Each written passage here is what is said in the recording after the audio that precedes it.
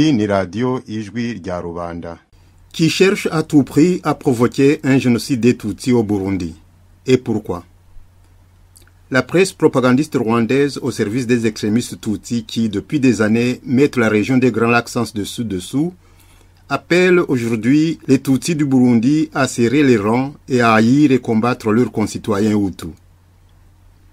Le 21 février 2016, le journal en ligne pro-gouvernemental rwandais Igihe.com publia un article intitulé « La fâche cachée de la communauté internationale » dans lequel il annonce que, je cite, « Le génocide des Tutsis du Burundi arrive à sa phase critique ». Les auteurs vont jusqu'à affirmer, sans vergogne ni remords aucun, des contre-vérités du type, je cite, « La quasi-totalité des jeunes Tutsis entre 13 et 40 ans ont été atrocement exterminés dans tout le pays. » Fin de citation. Je cite encore, « Les fillettes Tutsi en bas âge sont régulièrement violées ainsi que leurs aînés et leurs mères, puis effroyablement torturées et assassinées. Les habitations des Tutsis en ville comme en campagne sont chaque jour incendiées avec le mobilier et les effets. » Fin de citation. Je cite encore, « Le cannibalisme Hutu qui se développe dans certains quartiers de Bujumbura, entre parenthèses Buyenzi 24e avenue, où un restaurant sert depuis des mois de la chair Tutsi, et peut-être dans le reste du pays. » Fin de citation. Je cite encore, « Des milliers de jeunes Tutsis ont disparu et continuent à disparaître chaque jour par centaines pour ne plus être retrouvés. Il est probable que les corps des suppliés sont répartis entre les fosses communes et les restaurants de la honte Hutu tenus par des Imbonerakure. » Fin de citation.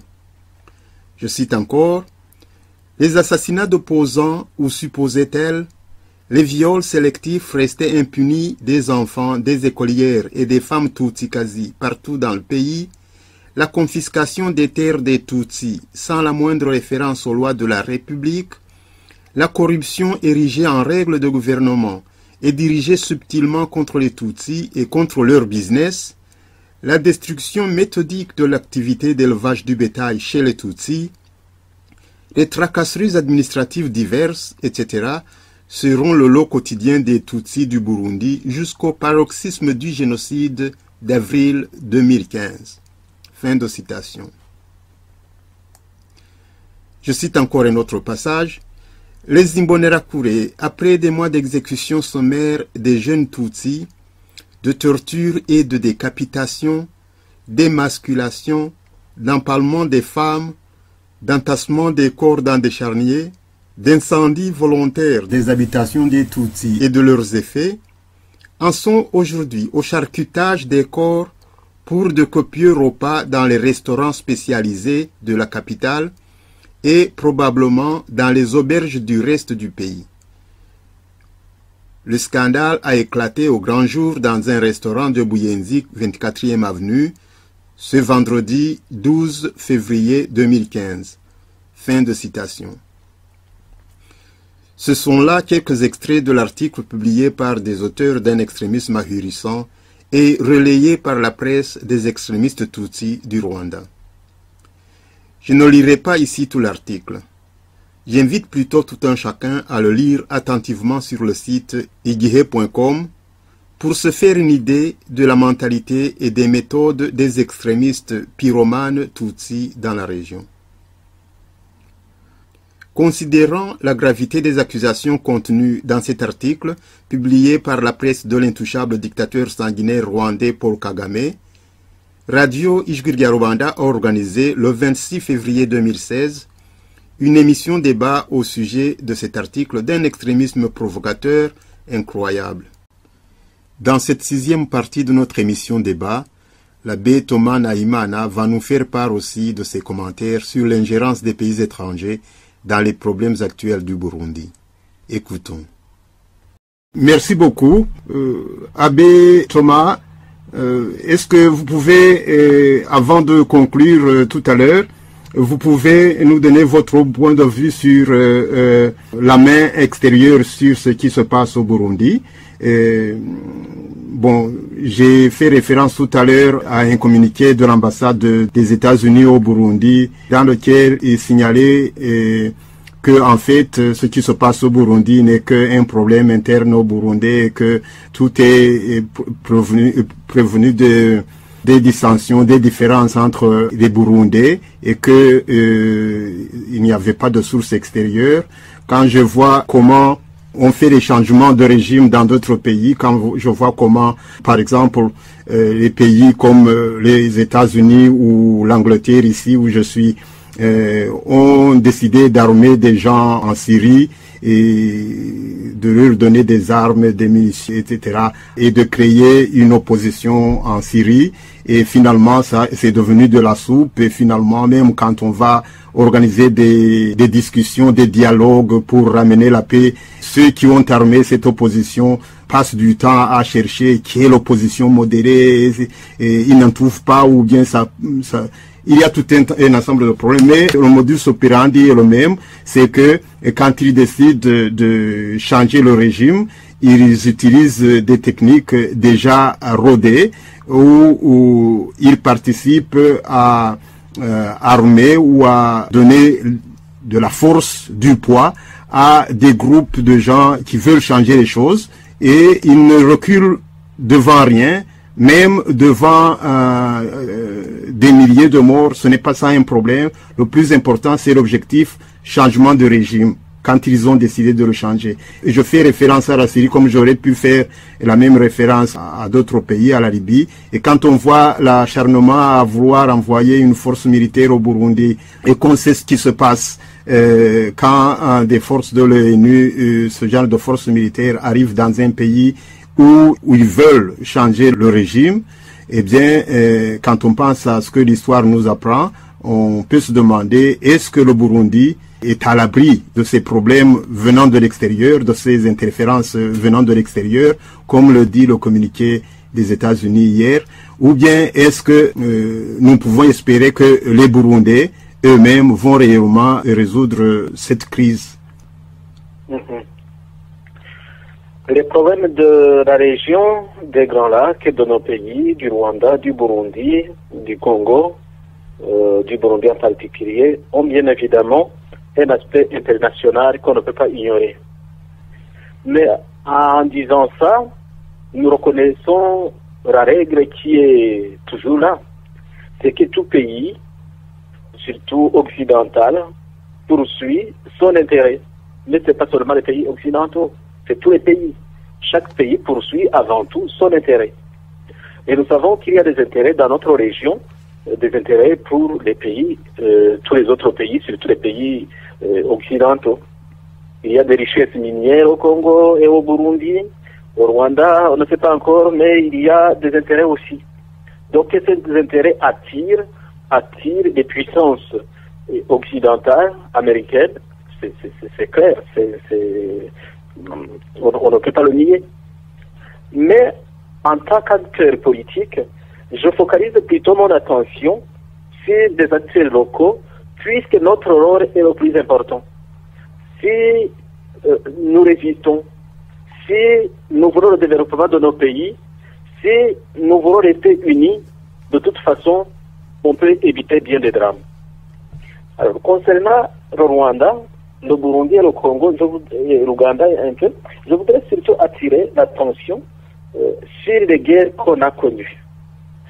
Les guerres du Rwanda, les guerres du Congo, les guerres du Burundi, on n'a jamais dit qu'on faisait ces guerres au nom des Américains ou des pays européens.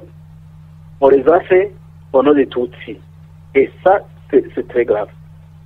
Le Rwanda attaqué depuis 1962, c'était des attaques terroristes qui ont secoué le pays au nom des Tutsis. Et vous vous rappelez, je ne sais pas pourquoi c'est toujours au nom des Tutsis. La dernière en date fut celle du 1er octobre 1990. Vous vous rappelez, c'est la guerre des Inkotanyi. C'était au nom des Tutsis. Après avoir pris le pays, le Rwanda, les guerres du Congo, de l'ex-Zaïre, les guerres qui ont mis à feu et à sang ce pays, ils ont été lancés au nom des Tutsis Banyamulenge. Vous vous rappelez ça? Actuellement, les troubles du Burundi, ils sont faits. ils prennent la même direction. Au début, c'était pas ça. Mais on voyait qu'en sommet, c'était ça. Maintenant, ils prennent clairement la même direction avec les articles que nous sommes en train de traiter ce soir. À mon avis, avant de parler des Occidentaux, des Américains, il faudrait parler des ingérences dans la région, mais des ingérences aussi concernant notre propre peuple. Là, vous avez vu que dans les articles, on est en train de former un peuple qui s'appelle le peuple Tutsi. Le peuple Tutsi qui doit faire la guerre, le peuple Tutsi qui doit se défendre, le peuple Tutsi qui doit... Ils ne se défendent pas contre les Américains. Ils sont en train de se défendre contre leurs amis, leurs compatriotes. Et moi, à mon avis, il faudrait que les Tutsis de bonne volonté, je ne vais pas tomber dans le piège de criminaliser, disons, de stigmatiser, mais la réalité est là aussi. C'est dommage que les gens acceptent d'être représentés par des extrémistes depuis 25 ans, des extrémistes qui font la guerre, qui mettent les pays à feu et à sang, et que les autres, les bonnes volontés, se taisent. Je ne comprends pas. C'est pour cela que je disais que c'est peut-être à la fin d'une période, il faudrait que les Tutsis de bonne volonté, comme au Burundi, puissent s'exprimer comme je les ai entendus, par exemple, sur les radios de la Voix d'Amérique, qu'ils s'expriment, qu'ils disent qu'ils veulent construire avec les autres, mais que cette idée, cette hantise de garder le pouvoir pour un groupe extrémiste, c'est pas possible. À mon avis, le problème qui nous préoccupe, c'est avant tout celui-là, parce que si celui-là n'est pas résolu, on ne va pas pouvoir affronter alors ceux qui ont des intérêts, disons, occidentaux, qui veulent prendre nos ressources minières pour eux.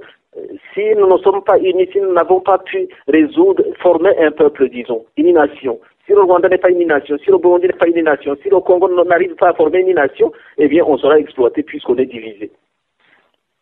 À mon avis, le problème de la région, on en est à ce stade de former d'abord des nations, et puis après, on pourra résister aux exploitations étrangères. Mais ce problème tout est un problème crucial.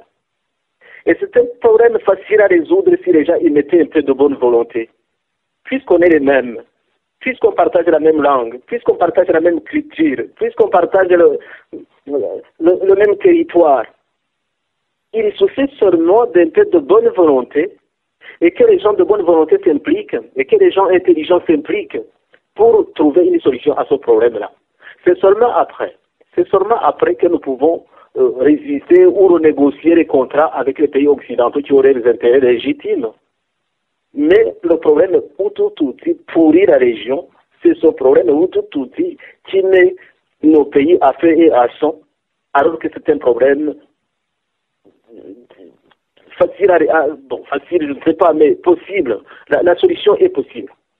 Et c'est là où le dialogue est nécessaire plutôt que la guerre.